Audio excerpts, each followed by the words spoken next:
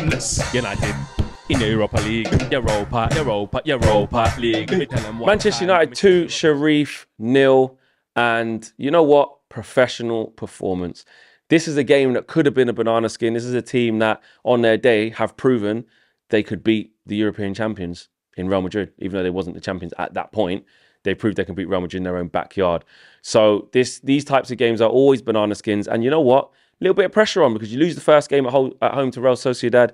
You have to go and win this game. Cannot afford to lose. And even a draw probably isn't good enough. So we had to go down, lay down a marker. Did we get out of gear 2.5, gear 2? Probably not. Did we need to? No. But it was a professional performance, you know?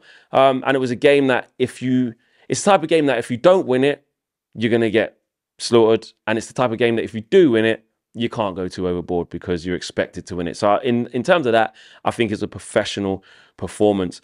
Jadon Sancho, the way he took his goal was perfect. And you know what it is about Jadon Sancho, which I think we're starting to understand, is the type of winger that he is. He's not the type of winger that's going to get the ball, isolate his fullback, and have that thrust and that pace and that power to skin the life out of his fullback, cross it, we score.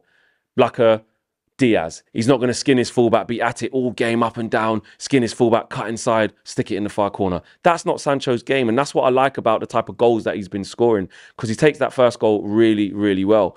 If you think about the 3 goals he scored this season, they're all quite similar in terms of in central areas, coming out of the left wing space, linking up with players centrally, choosing his moments to come and get involved in the play, and then using his quick feet to score, as opposed to beating a fullback one-on-one and giving him a torrid time. Look at the goal against Liverpool. Finds himself in the central space, sorts his feet out, sits a couple players down, rolls it in the back of the net. Today, sorts his feet out, gets it onto his weaker foot, puts it into the back of the net, rounds the keeper against Leicester, again, outside to in a central area. So we're getting a common theme, and that's credit to Erik ten Hag, because what he's doing is he's managing to get a playing style that suits the players. One thing it is to go and get Jadon Sancho and chase him for as long as we have, but as we saw from last year, it's another thing to bring the best out of him, and that's where systems matter. Yes, it's down to players to give a good account of themselves. It's down to players to do the basics and work hard, which is one thing we was lacking. But to get the other side out of it, it isn't just as easy as get good players and put them into a team. We've seen that not work for many, many times. That's why it's so crucial to have someone like Erik ten Hag here, who understands the importance of having a system to help, you know, because if you look at the way Sancho is linking up with the likes of Eriksen, who I'll talk about in a minute, the likes of Bruno, he's playing with the cleverer players. He's playing with the players who understand the game at a good level, who understand how to play quick passes, wall passes, triangle passes, 1-2s, and that's helping Jadon Sancho. So even so, he's scoring, we're still saying he can do more.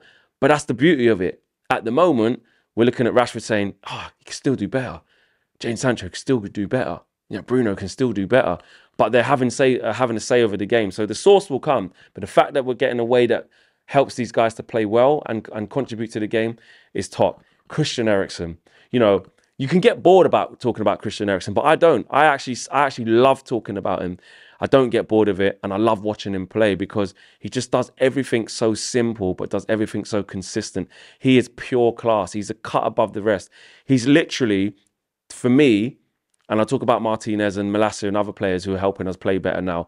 But for me, he's literally transformed the way we play, especially obviously in midfield. The way he dictates the play, the way he passes the ball through the lines, the way that he calms the ball and calms the play down when it's needed. And he's literally dictating play from deep. You know, he started every single game. He's so important to this way that we want to play. Erik ten Hag gets the assist as well for Sancho. And he is literally probably been our best midfielder since Carrick. Like, I know you can say, like, you know, it might be, Pogba was supposed to be this, and we did this and we did that. Forget all of that. These are players who have come, and in the end, they've left, and it's like, this didn't work out. And look, I know it's early in Christian Eriksen's time here, but I just look at the impact of what he's doing and how he's transformed us now with this manager. And look, there's a long way to go with Christian Eriksen in terms of his time here, but just the way he plays the game, he's so spot on with everything he does. This is a player who literally collapsed and nearly died, pretty much died on the pitch. And you would never know. You would never know. The comeback has been so strong. It's like that never even happened to him. And the character of the guy, the intensity of the guy, the simplicity of the guy, the source of the guy, it's just a joy to watch. And I will continue to wax lyrical about him. I never get bored of it. I just think he's absolutely fantastic. Down to, you know, every delivery that he has, whether it's from open play, putting a left foot cross when he drifted in, because he's playing as a 6, but he knows at the time to go and drift forward and get into the attacking spaces. He's just clever. He times his runs, or times his, not even runs. He just knows when to drift into them areas. He finds himself in the left wing channel, puts a fantastic ball across the front of the goal with his left foot from deep. You know, Luke Shaw ain't even doing that with his left foot. Bruno's definitely not doing that with his left foot from there. Ronaldo couldn't get on the end of it because the defender did. But again, corners, left-sided, right-sided, taking all the set pieces. He's just exactly what we've been missing for so long. And I cannot believe we've got a player of that quality for free, for nothing. Yes, big wages, whatever you want to call it, but he was free. So that type of player who has this type of impact, you normally play in 50, 60 million. Let's be honest. Well, we're trying to get Frenkie de Jong for the best part of 75 million, who would have brought a similar skill set to Christian Eriksen. But the fact that we didn't get him, I don't think we're like, damn, look at this squad. If only it had Frenkie de Jong in it. Because of Eriksen. That's the reason. So never fed up of waxing lyrical about him. He's absolutely fantastic. Cristiano Ronaldo gets his goal. He did need it. Everyone's on the stream spoken about how much he needed that. And he's playing like a player who knows his time's going to be intermittent. You know, Melissa already spoke about an interview we done earlier today. And she was touching on it, that he just needs to accept that this is his role. And he's always going to find that difficult.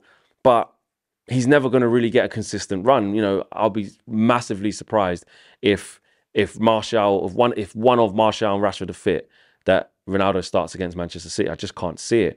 And I think he knows these things, and it's like he's desperate for that goal. And yes, we need him to get one from open play, but my God, did he need that penalty? And when a player smashes it down the middle like that, that's when it's like it's a confidence boost. It's like, you haven't scored in a while. First goal of the season, smash it down the middle, and just make sure you score. And he did that. Don't want to see him dropping off the front so much. I think he's still got more to offer, or still got a lot to offer in terms of his intuition.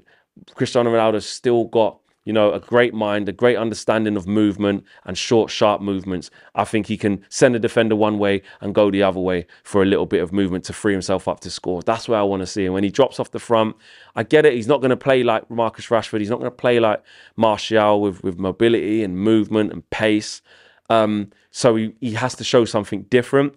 But I think at the stage of the career he's at now, he's still a sharp shooter. You give Ronaldo chances in the right area of the pitch, he will score. But I still think he's dropping off the front too much, in my opinion. Anthony, got to keep the same energy here. Anthony, a little bit quiet. I think he could have done a little bit better. We're trying to wait for him to arrive. But like I said, the same energy with Sancho and how Ten Hag's found a way. If anybody knows Anthony at Manchester United, it's Erik Ten Hag. And he knows how to do that. So I trust that he's going to get the best out of him. And a quick one on McTominay. Again, you have to call a spade and call out what you're seeing and keep the same energy with players. McTominay played really well in the first half. Casemiro comes on, drop off in quality in the game. I saw some stats being put out on social media that Casemiro did this and completed this much long passes and this, that, and the other. You need the eye test. And what I saw, this isn't an agenda, this is what I saw Casemiro come on in this instance and not play as well as McTominay in the first half. And again, that's just reiterating why at this precise moment, Erik Ten Hag's picking McTominay in that first team over Casemiro. It's warranted. He's not playing players off the name of the back of their shirt. He's not playing players off what they've achieved in their careers that they haven't done here. He's playing them off of merit. And the same energy when we've wanted McTominay to be dropped for poor performances and not play. The kid's playing well right now. And I'll be stunned again if he didn't start in the Manchester derby and Casemiro did. No way in that happens. Right now, McTominay's doing everything that we'd want Casemiro to do. Let's just call a spade a spade. And until such time as McTominay starts dropping off and his performance level dips, then he should keep the shirt. And someone like Erik Ten Hag will completely do that. He will play players on merit. Rafael Varane and Martinez, fantastic again. Do I expect them to be comfortable? Yes, because Sharif, they're not going to pressure us. They allowed us to play out from the back, but still, they're just a match made in heaven, them two. They're absolutely brilliant. So, professional performance. My man in the match, Christian Eriksen. Top draw. Again, just controlling and dictating play. And he's just fantastic. So, my man in the match is Christian Eriksen. Routine win. Roll on Manchester City after the international break. And hopefully, nobody's injured. Because if any of these don't get injured, we're in big trouble.